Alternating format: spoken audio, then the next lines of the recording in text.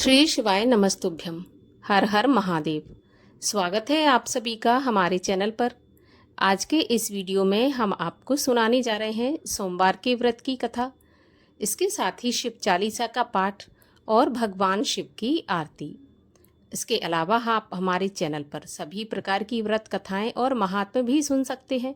इसके लिए आपको केवल हमारे चैनल को सब्सक्राइब करके बेल आइकन पर प्रेस करना है। और आज की ये कथा अच्छी लगे तो लाइक करें, शेयर करें, साथ ही कमेंट में अपने विचार भी अवश्य व्यक्त करें। तो चलिए अब हम शुरू करते हैं शिव चालीसा। जय गणेश गिरिजा सुवन, मंगल मूल सुजान। कहत अयोध्या दास तुम, देहु अभय वरदान। जय गिरजापति दीन दयाला, सदा करत संतन प्रतिपाला। भाल चंद्रमा सोहत नीके, कानन कुंडल नाग फनी के। अंग गौर सिर गंग बहाए, मुंड माल तन छार लगाए। वस्त्र खाल बाघंबर सोहे, छवि को देख नाग मुनि मोहे। मैं न मातु की हवे दुलारी, वाम अंग सोहत छवि न्यारी। कर त्रिशूल सोहत छवि भारी, करत सदा शत्रुन क्षयकारी। नंदी गणेश सोहे तह कैसे, सागर मध्य कमल है जैसे।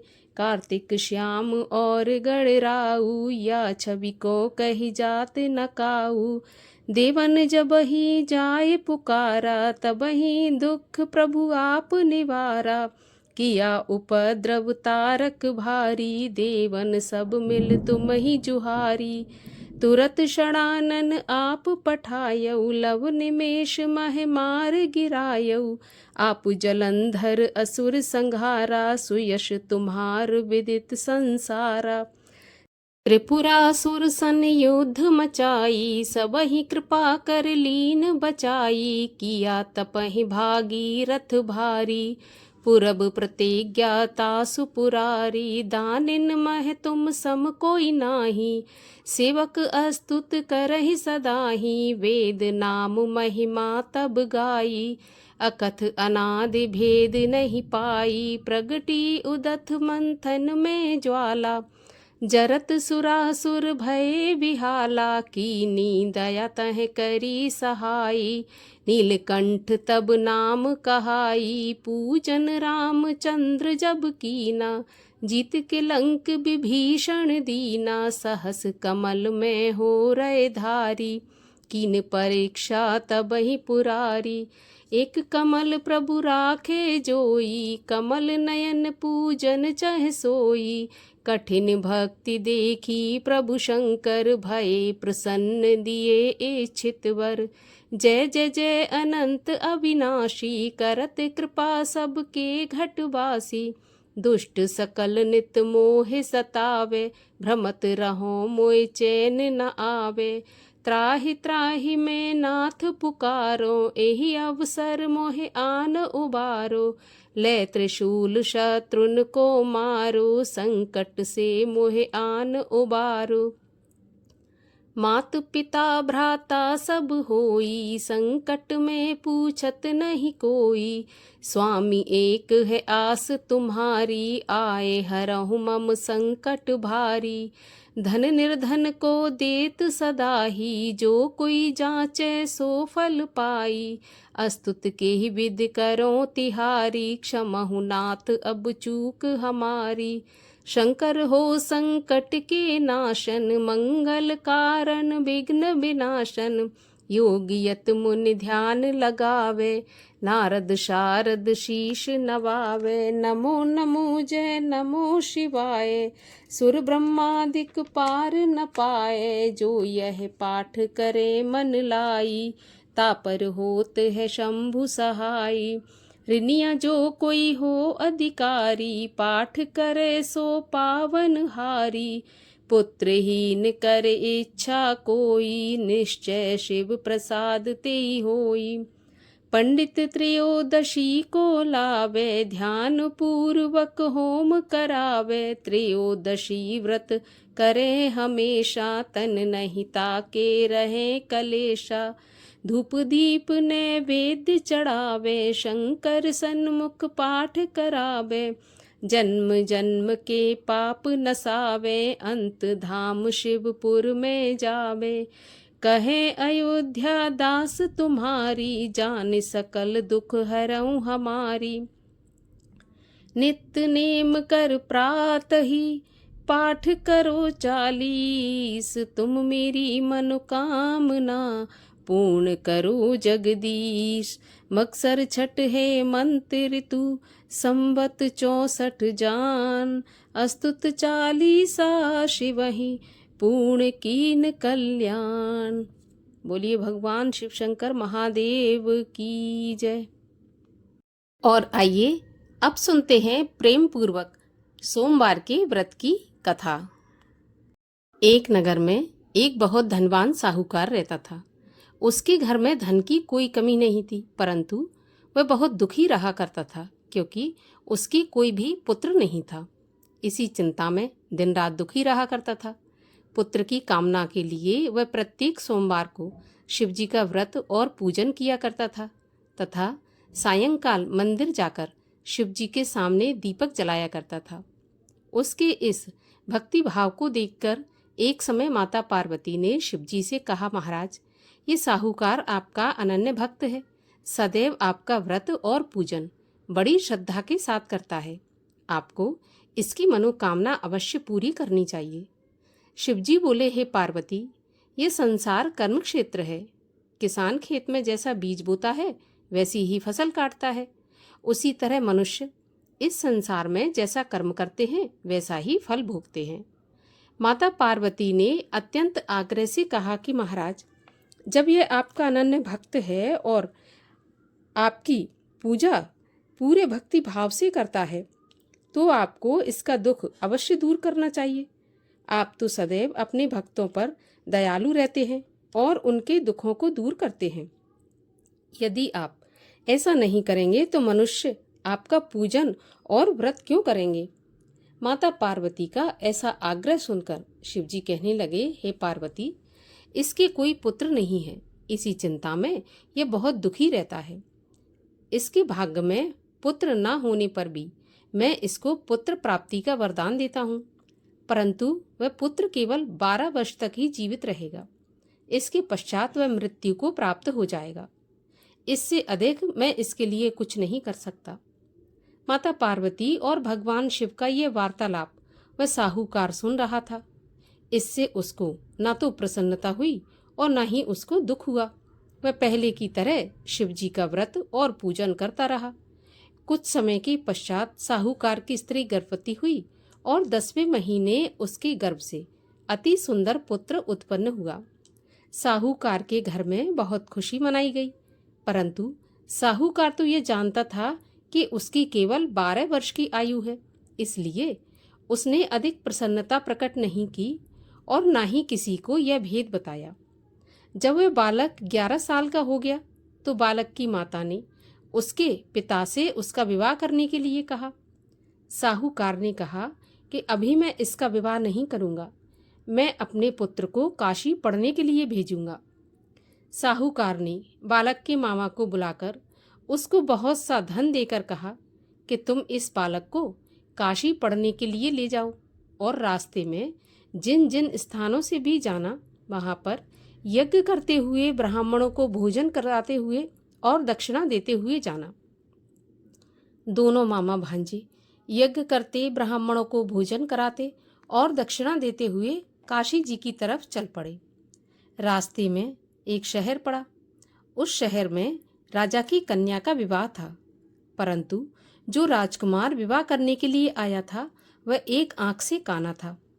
उसके पिता राजा को इस बात की बड़ी चिंता थी कि कहीं राजकुमार को देखकर राजकुमारी या उसके माता पिता विवाह में किसी प्रकार की अड़चन पैदा न कर दें। जब उसने सेठ के अति सुंदर लड़के को देखा तो मन में विचार किया कि क्यों न द्वाराचार के समय इस लड़के से दूल्हे का काम चला लिया जाए। ऐसा मन में विचार कर उस राजकुमार के पिता ने उस लड़के और उसके मामा से बात की तो वे दोनों राजी हो गए। फिर उस साहूकार के लड़के को दूल्हे के कपड़े पहनाकर घोड़ी पर बैठाकर कन्या के द्वार पर ले गए। सभी कार्य प्रसन्नता से पूरे हो गए। राजकुमार के पिता ने सोचा कि यदि विवाह भी इसी लड़के से करा लिया जाए तो इसमें बुराई क्या है। ऐसा विचार करके लड़के और उसके मामा से उसने कहा कि यदि आप फेरों और कन्यादान के काम को भी पूरा करा दें तो आपकी बड़ी कृपा होगी। मैं इसके बदले आपको बहुत सारा धन दूंगा। तो दोनों ने इसे खुशी खुशी स्वीकार कर लिया। विवाह कार्य बहुत अच्छी तरह से संपन्न हो गया। सेठ का पुत्र जिस समय जाने लगा तो उसने राजकुमारी की चुनरी के पल्ले पर लिख दिया कि तुम्हारा विवाह मेरे साथ हुआ है, परंतु जिस राजकुमार के साथ तुम्हें विदा किया जाएगा वह एक आंख से काना है और मैं काशी पढ़ने जा रहा हूँ। सेठ के लड़के के जाने के बाद राजकुमारी ने जब चुंदरी पर ऐसा लिखा हुआ पाया तो उसने काने राजकुमार के साथ जाने से मना कर दिया। उसने अपने माता पिता को सारी बात बता दी और कहा कि यह मेरा पति नहीं है, मेरा विवाह इसके साथ नहीं हुआ और जिसके साथ मेरा विवाह हुआ है वह काशी पढ़ने चला गया। राजकुमारी के माता पिता ने अपनी कन्या को विदा नहीं किया और बारात वापस चली गई। उधर सेठ का लड़का और उसका मामा काशी पहुंच गए। वहां जाकर उन्होंने यज्ञ करना और लड़के ने पढ़ना शुरू कर दिया। जब लड़के की आयु 12 साल की हो गई, उस दिन उन्होंने यज्ञ रच रखा था। लड़के ने अपने मामा से कहा, मामा जी आज मेरी तबीयत कुछ ठीक नहीं है। तो मामा ने कहा कि अंदर जाकर सो जाओ। लड़का अंदर गया और जाकर सो गया। थोड़ी देर में उसके प्राण निकल गए। जब उसके मामा ने आकर देखा कि उसका भांजा तो मरा पड़ा है तो उसको बड़ा दुख हुआ, परंतु उसने सोचा कि अगर मैं अभी से रोना पीटना मचा दूंगा तो जो यज्ञ है उसका कार्य अधूरा रह जाएगा। अतः उसने जल्दी से यज्ञ का कार्य समाप्त करवाकर ब्राह्मणों के जाने के बाद रोना पीटना शुरू कर दिया। संयोगवश उसी समय भगवान शिव और माता पार्वती उधर से जा रहे थे। जब उन्होंने जोर जोर से रोने की आवाज सुनी तो पार्वती जी कहने लगी, प्रभु कोई दुखिया रो रहा है, इसके कष्ट को दूर कीजिए। जब शिव पार्वती वहां पहुंचे तो उन्होंने पाया कि वहां एक लड़का मरा पड़ा था। माता पार्वती कहने लगी, महाराज यह तो वही सेठ का लड़का है जो आपके वरदान से उत्पन्न हुआ था। इस बालक को थोड़ी सी आयु और दे दो, नहीं तो इसके माता पिता तड़प तड़प कर मर जाएंगे। माता पार्वती के बार बार आग्रह करने पर शिव जी ने उसको जीवन का वरदान दे दिया। शिव जी की कृपा से वह लड़का जीवित हो उठा। शिव जी और पार्वती कैलाश पर्वत पर चले गए। शिक्षा पूरी होने पर वह लड़का और उसका मामा उसी प्रकार यज्ञ करते, ब्राह्मणों को भोजन कराते, दक्षिणा देते हुए अपने घर की ओर चल पड़े। रास्ते में उसी शहर में आए जहां उस लड़के का वहां की राजकुमारी के साथ विवाह हुआ था। वहां आकर उन्होंने यज्ञ आरंभ कर दिया।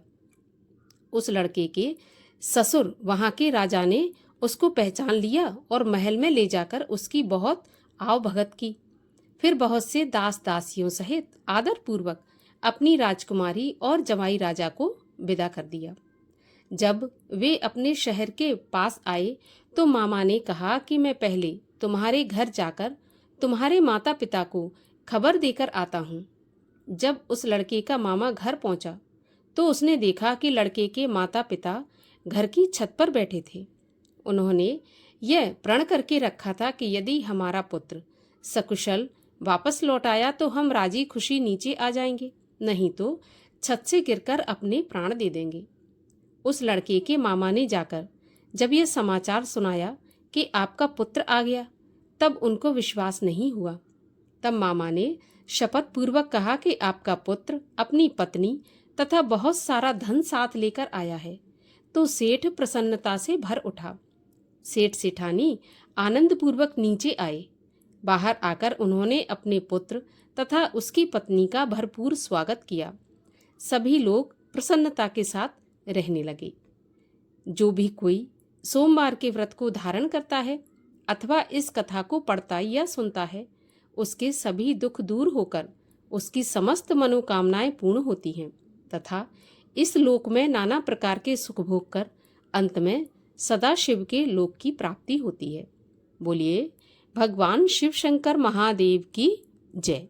और आइए अब करते हैं भगवान शिव की आरती। ओम जय शिव ओमकारा, स्वामी हर शिव ओमकारा, ब्रह्मा विष्णु सदा शिव अर्धांगी धारा। ओम जय शिव ओमकारा, एकानन चतुरानन, पंचानन राजै, हंसासन गरुणासन, वृषवाहन साजै। ओम जय शिव ओमकारा, दो भुज चार चतुर्भुज, 10 भुज ते सोहे, तीनों रूप निरखता, त्रिभुवन जन मोहे। ओम जय शिव ओमकारा, अक्षमाला वनमाला, मुंडमाला धारी, चंदन मृग मद सोहे, भोले शुभकारी।